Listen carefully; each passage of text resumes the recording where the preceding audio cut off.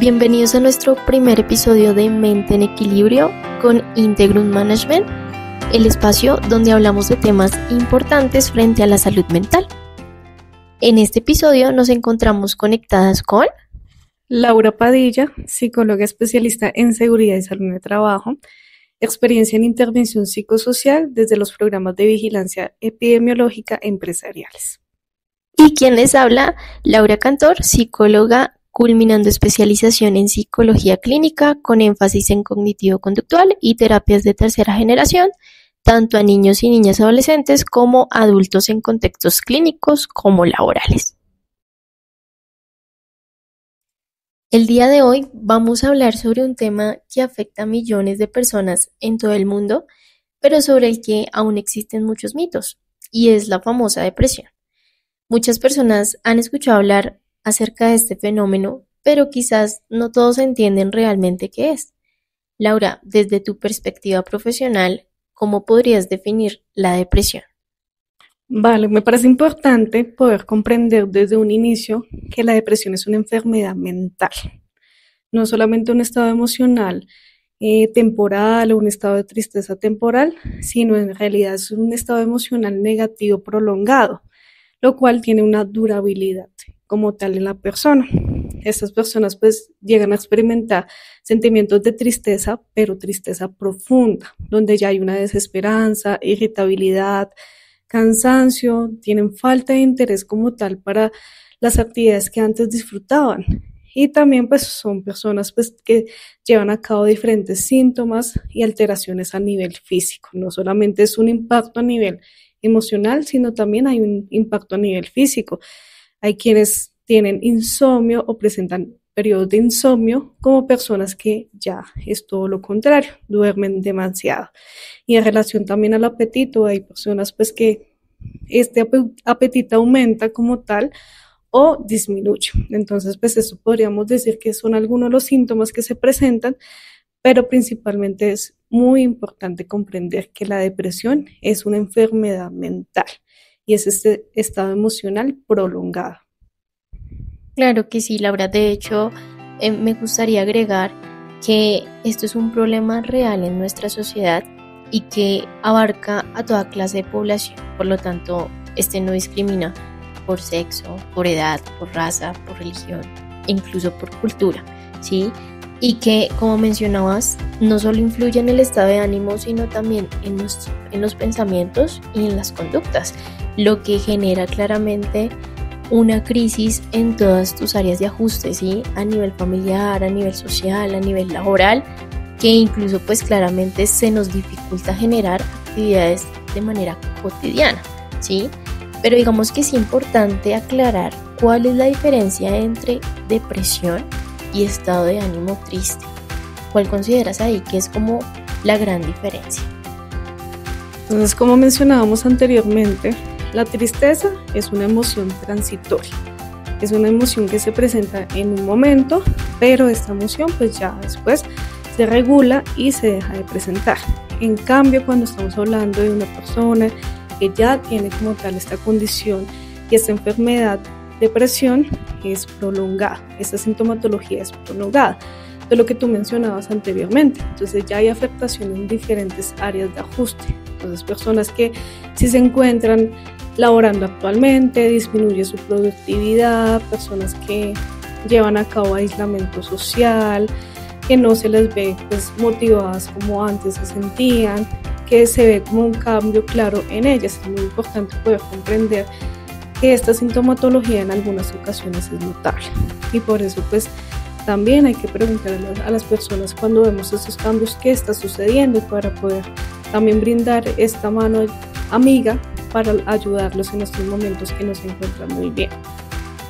Claro que sí, y de hecho para completar, digamos como tal el concepto de depresión, me gustaría nombrar a Aaron Beck, ¿sí? Básicamente este fue un psicólogo, psiquiatra estadounidense que desarrolló la terapia cognitivo-conductual y que él nos habla de la tríada cognitiva, ¿sí? Que básicamente lo propone como una de las características centrales de la depresión, ¿sí? Entre ellas, pues se compone de tres. La primera habla de una visión negativa de sí mismo, Es decir, lleva al individuo a interpretarse a sí mismo de una manera negativa, ¿sí? Por lo tanto, muchas veces esta visión está basada en la creencia que yo tengo frente a que soy impotente, que soy inepto, que soy inadecuado, frente a ciertas actividades, funciones que puedo llegar a generar en mi vida cotidiana, ¿sí? La segunda es una visión negativa más hacia el mundo, entonces nos conduce a interpretar el entorno, ¿sí? Esas experiencias cotidianas de manera negativa. Entonces muchas veces percibimos el mundo como un lugar hostil, como algo injusto y que claramente no tenemos como dichas oportunidades. ¿M? Y por último nos mencionan la visión negativa del futuro, ¿sí? Entonces claramente ya al llegar a este proceso, pues tenemos una perspectiva que implica un sufrimiento inalterable, ¿sí? Es decir, hay una falta de perspectiva positiva hacia lo que quiero lograr, ¿sí? No hay metas, no hay un propósito de vida, ¿sí? Entonces es inevitable que claramente voy a generar un fracaso personal. ¿M? Entonces lo que nos decía Beck es que al completar esta tarea cognitiva, pues claramente eh, ahí es donde empezamos a revisar si estoy realmente pasando por depresión, ¿sí? Y no por un estado de ánimo triste, sino porque ya llega un punto en que esta sintomatología pues me está generando una afección tanto a nivel físico, emocional, psicológico, pero también está afectando mis áreas de ajuste. Entonces no se trata solo de sentirse mal por un rato. Es importante entender cuáles son las principales causas de la depresión. ¿Es algo hereditario o tiene que ver con factores del entorno? ¿Tú qué crees? En realidad, la depresión es el resultado de una combinación de factores.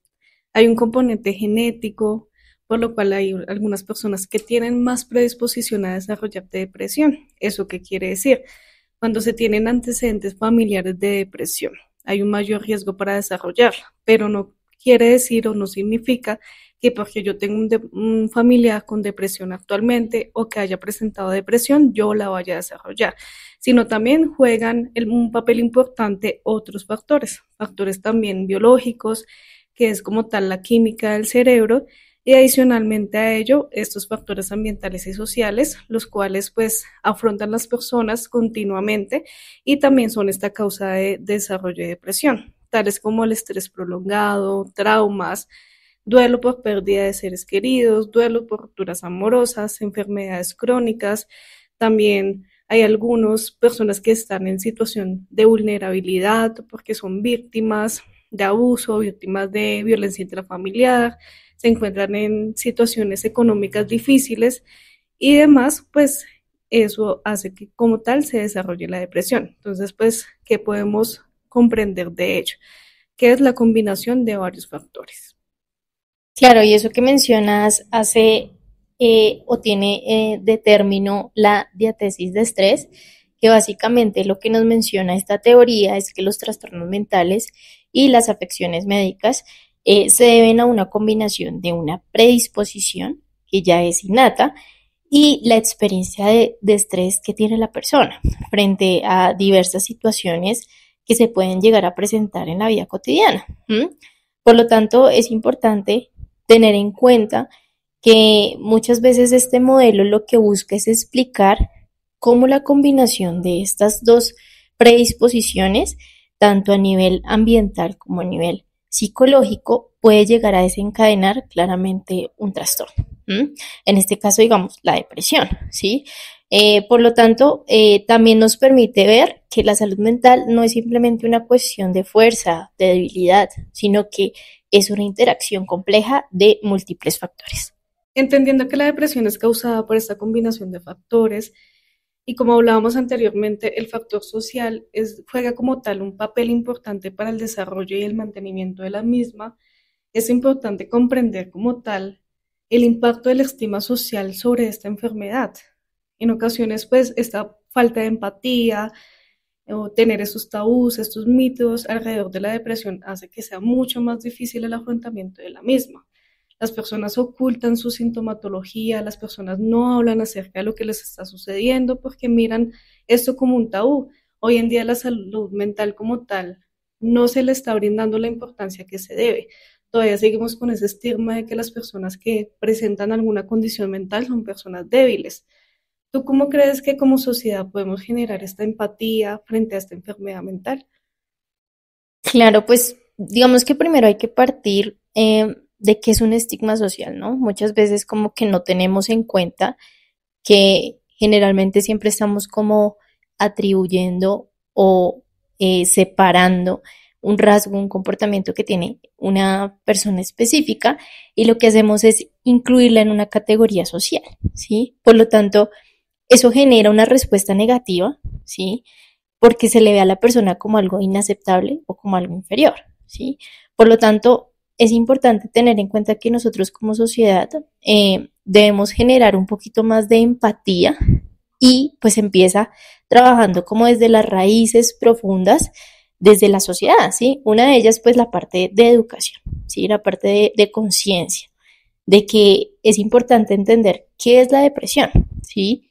A qué nos lleva o qué consecuencias puede llegar a tener esta enfermedad. ¿Sí? Muchas personas, como lo mencionábamos anteriormente, lo confunden con tristeza pasajera o debilidad, ¿sí? Como una especificación del carácter de la persona, ¿sí? Pero es importante tener en cuenta que al momento de psicoeducar a la sociedad sobre lo que realmente puede llegar a causar este trastorno, implica desmentir muchos de los estigmas sociales que están asociados a dicho trastorno. ¿Sí? Por lo tanto, es importante pues empezar a revisar cómo podemos llegar a romper ese estigma, ¿sí? Entonces promovemos conversaciones abiertas, honestas sobre la salud mental, ¿sí? Destacando que la depresión es común, es completamente tratable, ¿sí? Ahorita con los medios de comunicación como las redes sociales, TikTok, Instagram, Facebook, ¿sí? Muchas de estas personas pues llegan a subir cierto contenido que realmente no está generando como una información correcta sobre lo que está pasando dentro de las personas que realmente están pasando por este proceso, ¿sí? Entonces, es importante también mejorar la comunicación, ¿sí? Muchas personas no saben cómo hablar sobre la depresión, ¿sí? Porque lo consideran algo sensible, algo de mucha emocionalidad, ¿sí? Entonces, es importante generar esa escucha activa, validar los sentimientos de la persona, ofrecer el apoyo sin juzgarlos, ¿sí? Y revisar claramente cómo desde la sociedad podemos atribuirle a este tipo de personas que están pasando por un proceso de depresión, digamos, en vez de discriminarlas, más bien como buscar qué, qué pueden enfatizar o qué rol pueden generar dentro de la sociedad. Ahora bien, partiendo también en que es importante ponernos en los zapatos de quienes nos están escuchando en este momento, es poder entender cómo sociedad podemos llegar a ayudar a alguien con depresión.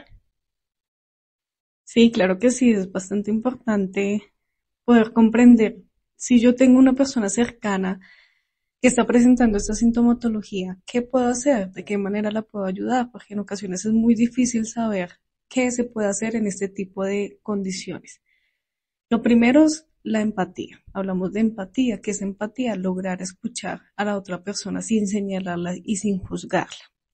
Es brindarle como tal este espacio para que la persona se pueda expresar acerca de qué está sintiendo, acerca de estos síntomas que está presentando y no minimizar como tal sus sentimientos. ¿Eso qué quiere decir? Que no podemos decir, no, por eso no te sientas triste, todo va a estar bien, eso no tiene importancia. No, es más que todo poderla escuchar y comprender acerca de esto que está sintiendo. Y asimismo brindarle esta compañía constante, saber que uno está pendiente de esta persona, de que uno está ahí para escucharla y para poderla ayudar en lo que se pueda en relación al afrontamiento de esta condición mental. Pero pues es muy importante también lograr buscar esta ayuda profesional, porque pues se necesita como tal el apoyo de estos expertos, de estos profesionales que le puedan orientar acerca de cuál es ese tratamiento adecuado.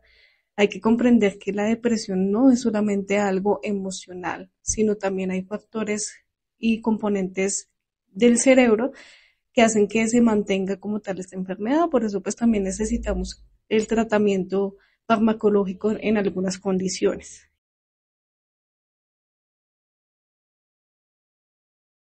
Exactamente, sí. Pues de alguna otra manera, digamos que para complementar, digamos que como sociedad, ya con lo que hemos hablado anteriormente, el simple hecho de mantenernos alerta a las señales de las personas que nos rodean, ¿no?